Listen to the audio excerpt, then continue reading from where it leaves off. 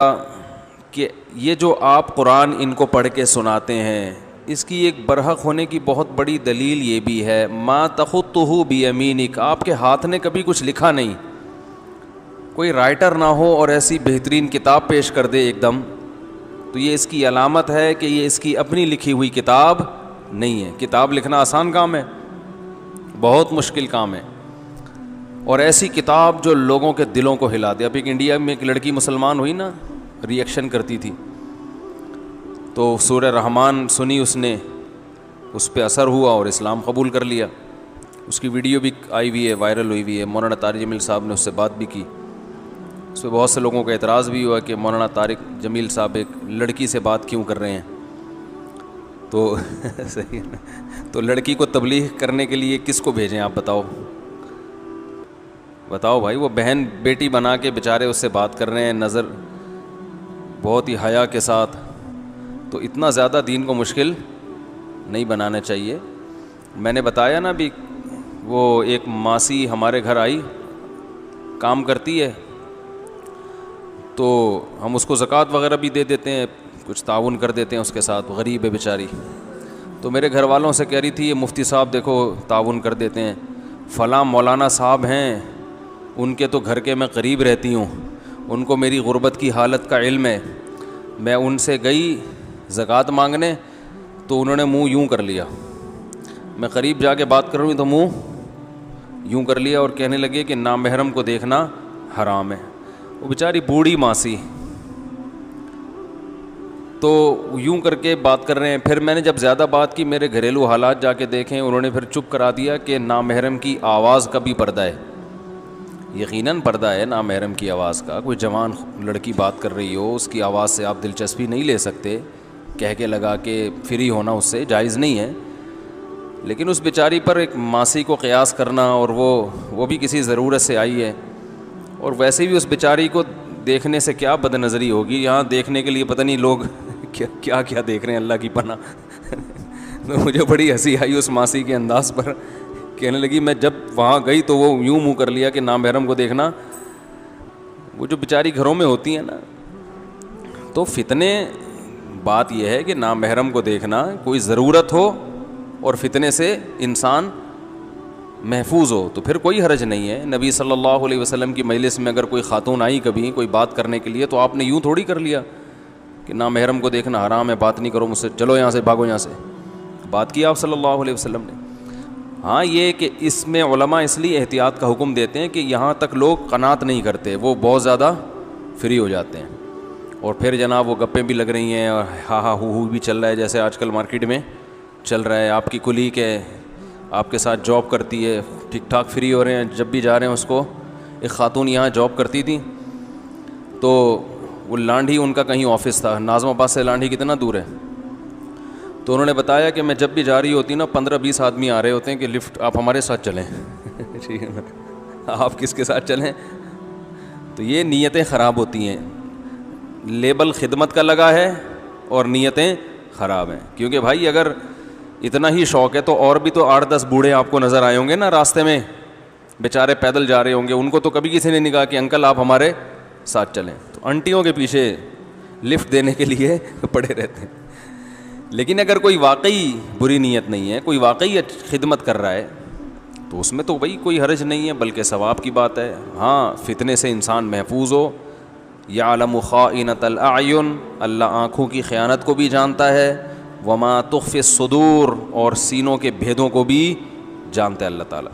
تو ان مولانا صاحب کا بہرحال تقویٰ ہے کہ وہ احتیاط کر رہے ہیں، لیکن اتنا زیادہ جب آپ دین کو بھیانک بنا دیں گے، وہ تو چلیں اپنی لحاظ سے جو کر رہے ہیں وہ تقوی کی بیس پہ ہی کر رہے ہیں، اللہ ان کو اس کا اجر دے گا، لیکن اتنا جب بنا دیں گے تو لوگ دین پہ آئیں گے نہیں پھر۔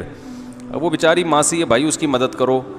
ایک دفعہ بائک پہ جاتے ہوئے خاتون نیچے گر گئیں، لڑکی تھی، تو ہمارے دوست احباب کچھ کھڑے ہوئے تھے، انہوں نے جا کے مجھے آ کے بتایا انہوں نے، وہ بیچاری چیخیں مار رہی ہے، ایکسیڈنٹ ہوا ہے، تو اس کو اٹھانا ہے نا، تو انہوں نے کہیں اٹھا دیا، مدد کی اٹھانے میں، اور کہیں بھی ایمبولینس میں ڈالا یا کیا کیا۔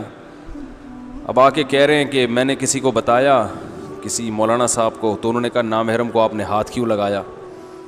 تو میں نے کہا وہ بیچاری کو وہاں تڑپنے دیں، پتہ چلا کوئی دوسرا ٹرک آ کے نامحرم کو کچلتا ہوا چلا جائے, ٹھیک ہے, روڈ پہ اس کو تڑپنے دیں تو نامحرم کو کچلنے کا گناہ نہیں ہوگا. تو ایسی ضرورت میں میرے بھائی احتیاط کے ساتھ اپنی بہن سمجھ کے اس کی مدد کرنی چاہیے.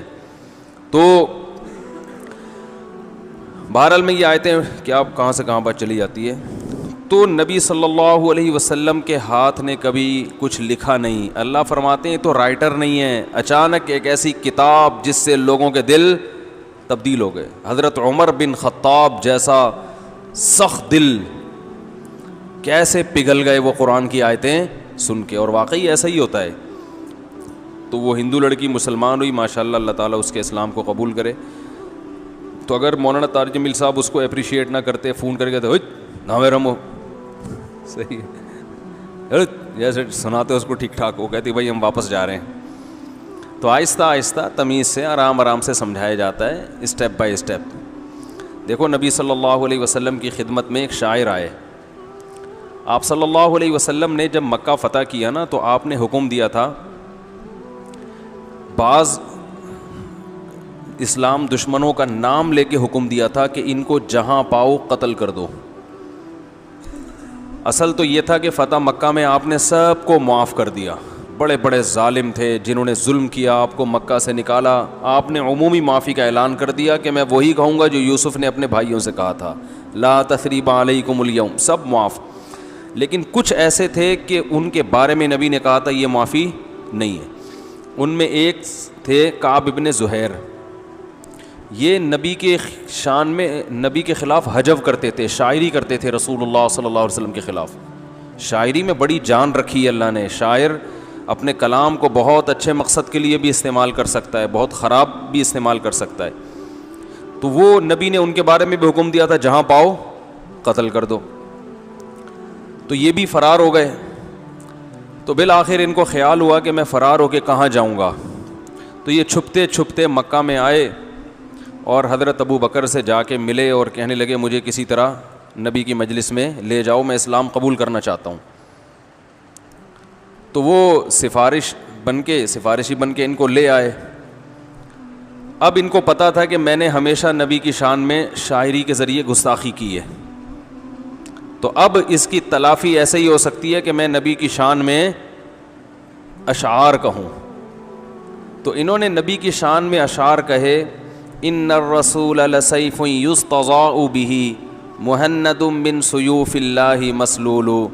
محمد صلی اللہ علیہ وسلم ایک ایسی تلوار ہیں جو نیام سے نکلی ہوئی ہے, اور ہندی تلوار ہے, اور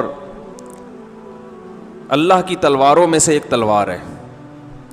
یعنی یہ بتانا چاہ رہے تھے کہ ایک ایسی تلوار ہے اللہ کی تلوار کہ دیکھو اب تک میں اسلام قبول نہیں کیا میں نے, لیکن آج میں بھی مجبور ہو کر اسلام کے حلقے میں داخل ہو رہا ہوں. ایسی پاورفل تلوار اللہ نے آپ کو بنایا ہے. یہ بڑی عظمت تھی اسلام کی کہ بھائی ساری زندگی ہم مقابلہ کرتے رہے مگر آج ہم نے بھی ہتھیار ڈال دیں. تو آپ ایسی اللہ کی تلواروں میں سے ایک تلوار ہیں. نبی کے دونوں پہلو ہیں, ایک آپ کے اخلاق کریمہ ہیں کہ کبھی چیختے چلاتے نہیں تھے, بازاروں میں شور و شغب نہیں تھا, ایسے پیارے اخلاق. لیکن ایک طرف آپ کا پہلو کیا ہے, آپ ایک جنگ کے کمانڈر بھی ہیں, لڑائیاں لڑی ہیں آپ نے. اور مکہ جب فتح ہوا تو آپ صلی اللہ علیہ وسلم نے لوہے کی زرہ پہنی ہوئی ہے. آج یا تو اتنے میٹھے بنتے ہیں کہ دل کرتا ہے کہ اس کو چائے میں ڈبو کے کھا جاؤ, اتنے میٹھے, اتنے نرم ملائم. سخت بنتے ہیں تو اتنے کہ دل چاہتا ہے اس کو تھوک دو.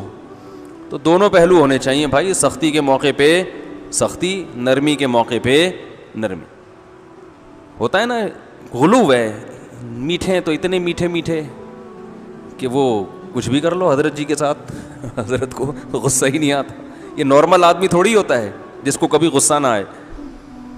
روب بھی ہونا چاہیے. انسان کی دونوں پہلو ہیں, روب بھی ہو محبت بھی ہو.